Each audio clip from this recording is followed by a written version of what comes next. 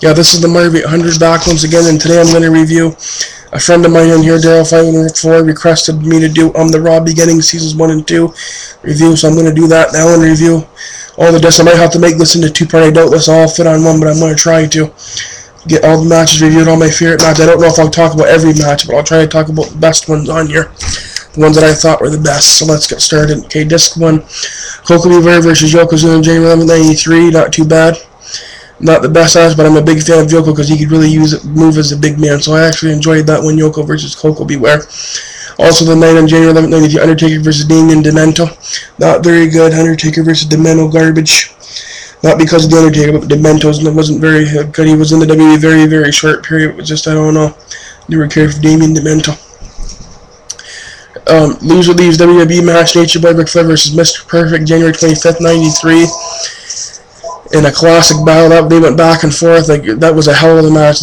Flair bleeding profusely in that match, been cut open, and just they've gone back and forth. Just a very, very good match. I really enjoyed that one. Of course, Mr. Perfect ends up winning it, and Ric Flair left to go back to WCW. So after he lost that match, he was telling he wanted to go back to WCW, so he left. And shortly when this match was over, I believe this was just like a week removed from the Royal Rumble. This was the following week. Their loser leaves title match. So this is one of my favorite, probably the best match on the earlier years of Raw. Was the Perfect versus Flair match. I love that match.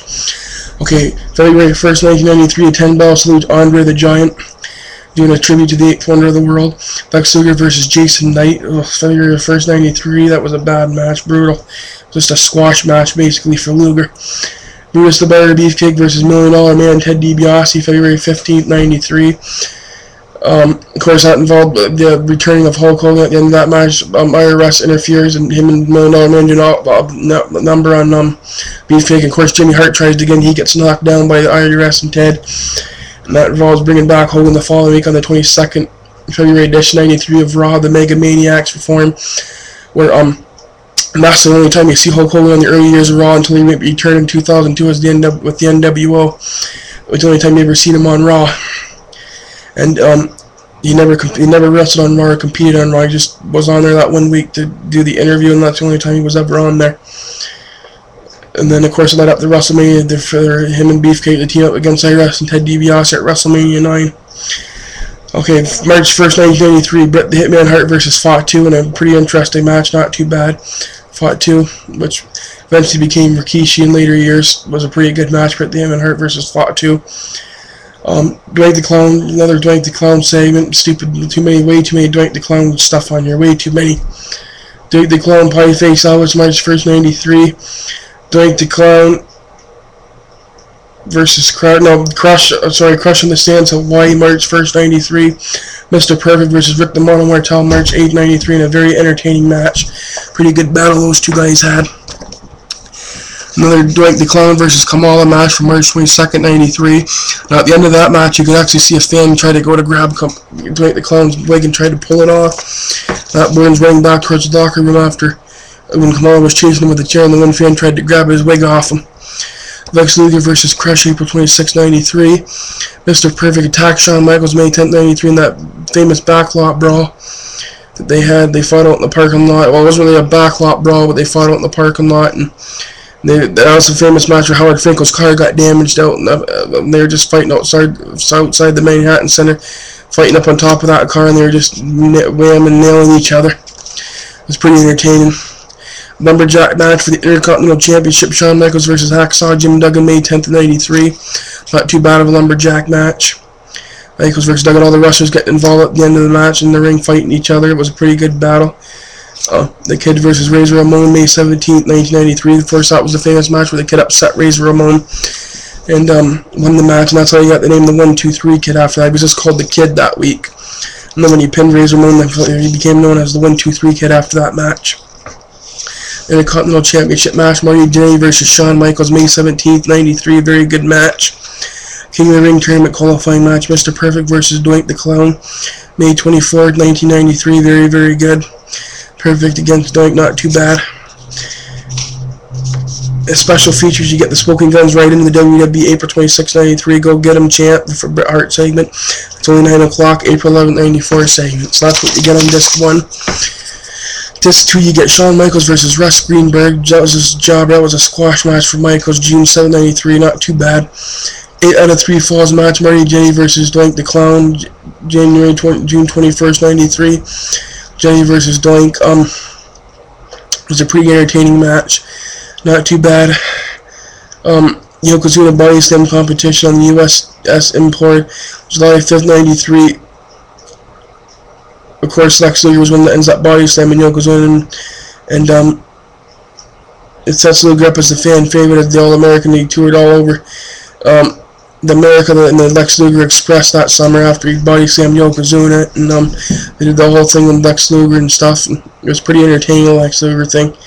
Bret the Hitman Hart versus Bam Bam Bigelow from July 26, 93. Not too bad. Bigelow works pretty good in that match. Puts on a good match with Bret Damon Hart. Bigelow, very good move for a big guy. I really thought he had a good match there with Bret Hart. Jim Cornette arrives in the WWE August 2nd, 1993. Out of all the Doink the Clown matches, the one against Randy Savage was my favorite from August 2nd, 93. Couple weeks before the SummerSlam, they had a very good battle. Out of all the Doink the Clown matches, that was one I enjoyed the most. I do agree that there's way too many Doink the Clown matches on this set. Way too many.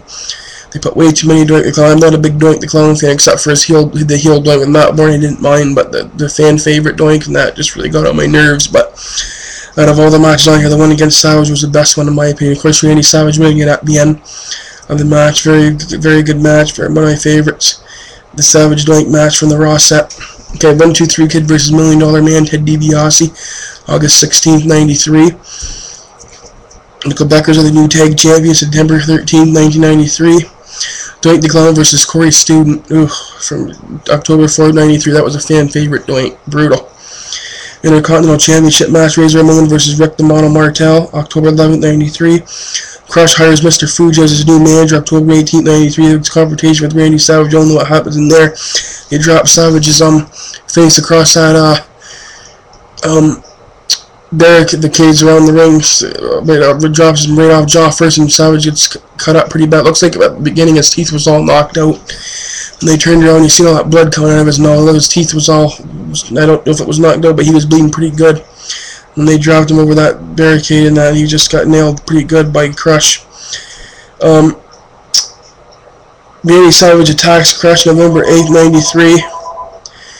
Bret the Hitman Hart is Wrestler of the Year, November 23, 93. Razor Ramon versus Diesel, November 29th, 93. The 1, 2, 3 Kid versus Shawn Michaels, December 6, 93. The Kid puts on a pretty good match with Shawn Michaels. Brother Monsoon throws out Bobby the Brain Heenan, December 6, 1993. Then when Sparkplug Hall is ready to race, December 20th, 94. Jeff Jarrett versus PJ Walker, brutal. December 12th. The other thing that was really good about that was Shawn Michaels on commentary was really good. It was pretty cool to see him on there, because that was after Bobby had left to go to WCW. He was done with WWE, and they put Shawn Michaels in with Vince towards the end of the year, and they did some pretty good commentary together. It's too bad though that, like I said, that Bobby would have stayed and continued with WWE, but it was pretty entertaining to hear Shawn Michaels on the commentary for that match. That was one of the first ones he did, and he was fooling around with the flashlight in the one segment and that, which was pretty funny. Special features, That's Double J, Jeff Jarrett, December 13th, 93. King Kong Bundy, September 26th, 94. IRS Taxes the Dead, October 31st, 94. Jeff Jarrett does Vegas, December 12th, 94. Christmas at the Heartbreak Hotel, December 19th, 94. Bret the Hitman Hart wishes everyone a Happy New Year from December 26th, 1994. So that was the first 2 discs that was reviewed by me. There's the covers of the discs. There's Crush on the first one, and there's the 1, 2, 3 Kid and Marty J on this disc 2.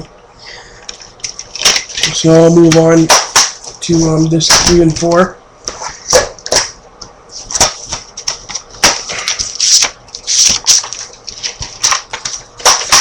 Okay.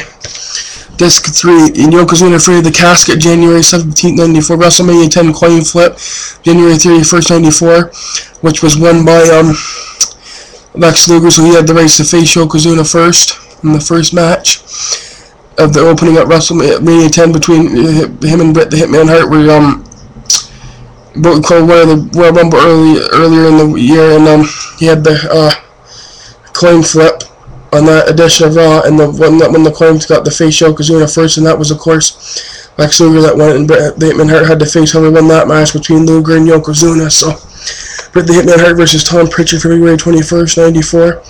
World Tag Team Championship match, Nickel Becker versus Razor Ramon and the 1-2-3 Kid, February 21st, '94. Shawn Michaels locker room interview from February 28th, '94. WWE Tag Championship match, Yokozuna versus Randy Savage from February 28th, '94, which is one of my favorite matches. So that was a very good match between Yoko and Savage. You can also get that on the Randy Savage Ultimate Collection as well, that match. $1 Million Man Ted DiBiase buys front row seats, March 28th, '94. Lex Luger versus Rick the Model Martel, March 28th, '94. The 10-man tag team match, IRS, Jeff Jarrett, Rick the Model Martel, and the Head Shrinkers versus Tatanka.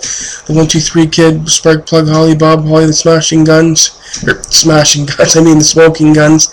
I'm trying to read this so fast I'm screwing up. The Smoking Guns from April 4th, 1994. It was a pretty good tag team match, very entertaining. I really enjoyed that tag team match. I thought it was pretty good. For that tag team match, not too bad. Debut of the Heartbreak Hotel, April 4th, '94. That was cool to see the Heartbreak Hotel on Raw. Thought Shawn Michaels did a very good job with that talk, so I did too bad it didn't last longer than what it did. Jerry the King Lawler was dropped on his head, April 11th, 1994. I always liked the heel Jerry Lawler better. The Jerry Lawler, the fan favorite, and I always enjoyed when he first came to WWE on the mic. Jerry Lawler as a heel was very entertaining to listen to Lawler on the microphone. Razor Ramon versus Jeff Jarrett, April 25th, 1994. World Tag Team Championship match, the Quebecers versus the Head Shrinkers, May 2nd, 1994.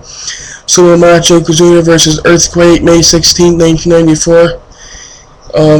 That one, the solo match, I thought was pretty good. It was not the best, but it was alright. I guess King of the Ring qualifying match, Owen Hart versus Doink the Clown, May 23rd, 1994. Another stupid Doink the Clown match. Nothing against Owen Hart, he was great, but Doink the Clown, as a fan favorite, I don't know, that was not very good. Dave the Dumpster Droese makes his Raw debut for May 23rd, 1994. The Garbage Man. The King's Court with Bret the Hitman Hart and Diesel, May 30th, 1994. The Not So Rowdy on the King's Court, June 6th, 1994. I'm happy they put that one on there. That was my favorite one, but the Roddy Piper segment they did in the King's Court. Lawler brings out the imposter Roddy Piper as that kid. It was funny. The King's Court with Duke the Dumpster Droese, June 20th, 1994. And the King's Court with the King of Hearts, June 27th, 1994. And that was one of the good ones too. Okay, Disc 4. WWE Championship match, Bret the Hitman Hart versus the 1-2-3 Kid. Very, very good match. That really set off the new generation. That match between him and Bret the Hitman Hart, the 1-2-3 Kid, was awesome. That was a sign that the new generation was really here. The WWF new generation. That match, they really put on a good match on that night. Bret the Hitman Hart and the 1-2-3 Kid really started the new generation that night. Intercontinental Championship match, Diesel versus Lex Luger from July 18, 1994. Not too bad of a match. The $10,000 challenge match, Tatanka versus Nikolai Volkov from July 25th, 1994. I didn't care for that one too much. Alundra Blaze versus Bull Nakano, August 1st, 1994. I'm not big on women's wrestling, so. Shawn Michaels versus Razor Ramon, August 1st, 1994. Very good. I really enjoyed that one. I thought that one was pretty good. Owen Hart versus the 1-2-3 Kid, August 15th, 1994. Very, very good. The Owen Hart and the Kid put on a really good match. That was very good. Undertaker versus Quang, who eventually became Savio Vega. Not too bad from September 12, 1994. Mr. Backlund demonstrates the chicken wing, September 19th, 1994. The heel Bob. Intercontinental Championship match, Razor versus Yokozuna from October 24, 1994. Jeff Jarrett versus the British Bulldog from December 5th, 1994. Very good match. Bob Backlund versus Doink the Clown from December 12, 1994. Another stupid Doink the Clown match trying to wrestle Bob Backlund. That was brutal. Him trying to wrestle Bob. I didn't enjoy that match at all. The British Bulldog versus Tatanka from December 24th, 1994. That one was pretty good. The King's Court with WWE Champion Diesel from December 24th, 1994. And The Undertaker versus the Brooklyn Brawler. December 24th, 1994. They put The Undertaker against the Brooklyn Brawler. That was brutal. It was another brutal match. But Undertaker, you gotta love him no matter what. So anyways, yeah, so this has been the Marvin 800, and that's been my Raw review on this. I hope you like it. I kind of hurried, but I wanted to try to fit it all in the one, so I'm sorry if it seems like I kind of hurried here in different parts. I just wanted to make sure I fit it all on here. So anyways, yeah, so that's been my review on the Raws, the beginning seasons 1 and 2, and I'm out.